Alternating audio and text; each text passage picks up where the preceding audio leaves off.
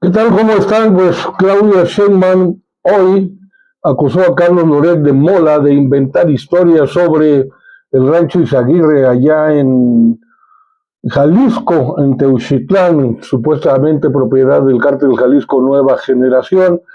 y como todo el mundo lo conoce ya en sus historias, en su historia de vida, la de Loret de Mola, pues está especializado en montajes, por eso le decían o le dicen todavía Lord Montajes. Señala la presidenta que Loret de Mola y su equipo está siempre contra su gobierno y muchas veces sustentado no en evidencias, sino en construcciones. Cómo se construyen esas historias y quién las construye, pues hay este periodista por ahí especializado en montajes, nada más que oírlo y con eso sabremos de quién se trata, porque no dijo exactamente el nombre de Loret de Mola, pero todo el mundo lo entendió de inmediato. Y luego Sheinbaum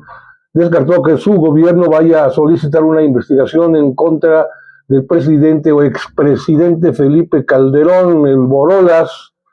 el Felipe Botellas. La presidenta Sheinbaum descarta que su gobierno sí tenga planeado solicitar una investigación contra Felipe Calderón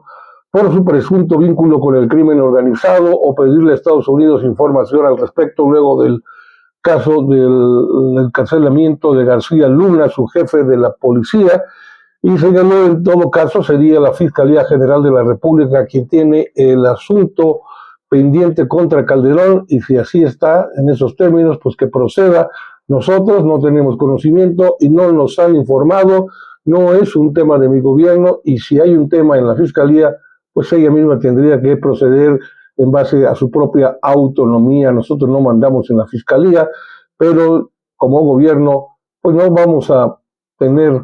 nada en contra de ejercer alguna acción de carácter penal contra el expresidente, porque dice Sheinbaum, el pueblo ya juzgó a Felipe Calderón, aunque a mí me encantaría verlo tras las rejas. A usted no, es pregunta, ojalá me responda ahí en la caja de comentarios. Y bueno, dice, no solamente juzgó a Felipe Calderón, sino todo su mandato, llegó por la puerta trasera a tomar protesta como presidente de la República, ¿no? Un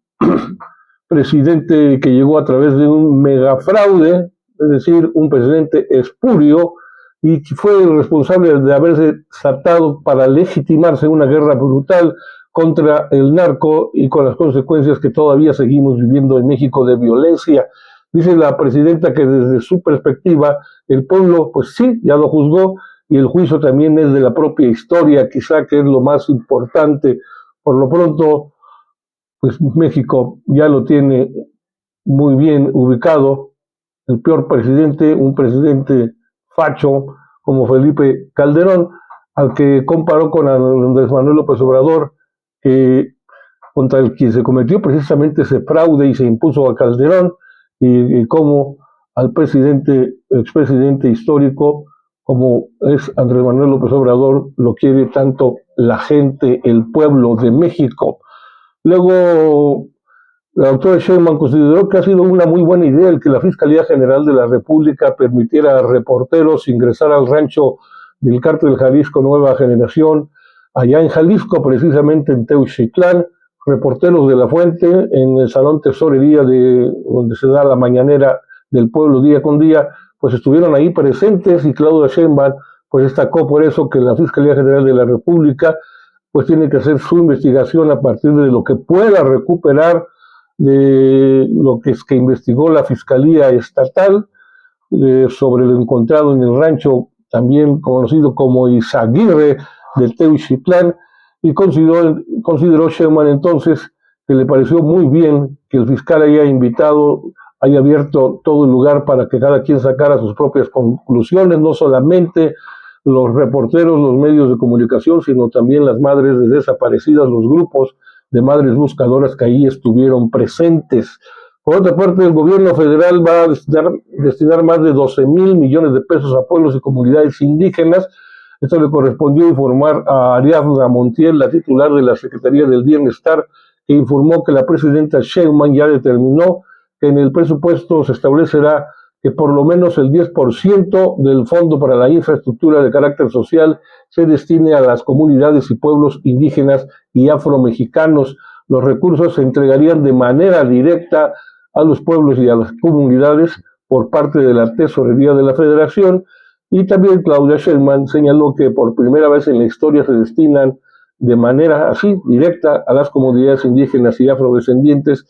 este monto de alrededor de 12.400 millones de pesos. Detallan que en abril, ya del próximo mes,